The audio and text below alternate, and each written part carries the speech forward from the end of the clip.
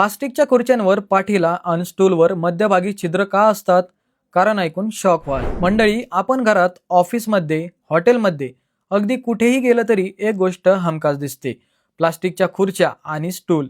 खुर्च्या आपल्या दैनंदिन आयुष्यात महत्त्वाचा भाग बनल्या आहेत. मात्र तुम्ही कधी लक्ष दिलंय का की या खुर्च्यांवर पाठ टेकवण्याच्या ठिकाणी छिद्र असतात, तसेच स्टूलवर मध्यभागी छिद्र असतात. बऱ्याच जणांना हे फक्त डिझाईन वाटतं, पण खरं कारण ऐकल्यावर तुम्ही शॉक व्हाल. यातील पहिले कारण म्हणजे स्टॅकिंग सोपं करण्यासाठी. या खुर्च्या एकावर एक ठेवताना मध्ये हवा अडकते, त्यामुळे खुर्च्या चिटकतात आणि वेगळ्या करणं कठीण जातं. या छिद्रामुळे हवा सहज आत बाहेर जाते आणि खुर्च्या एकमेकांना चिटकत नाहीत. दुसरे कारण म्हणजे उत्पादन प्रक्रिया सोपी करण्यासाठी. प्लास्टिकचे स्टूल गरम प्लास्टिक साच्यात ओतून बनवल्या जातात.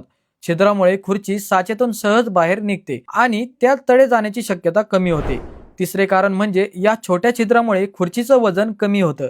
तसेच कमी प्लास्टिक लागल्यामुळे उत्पादन खर्चही कमी होतो. लाखो खुर्च्या तयार होत असताना ही बचत खूप मोठ्या प्रमाणावर उपयोगी पडते. म्हणजेच मंडळीत, खुर्च्यांवर दिसणारे हे छिद्र उगच नसतात. त्यामागे दडलेलं असतं विज्ञान, डिझाईन आणि उपयुक्तता.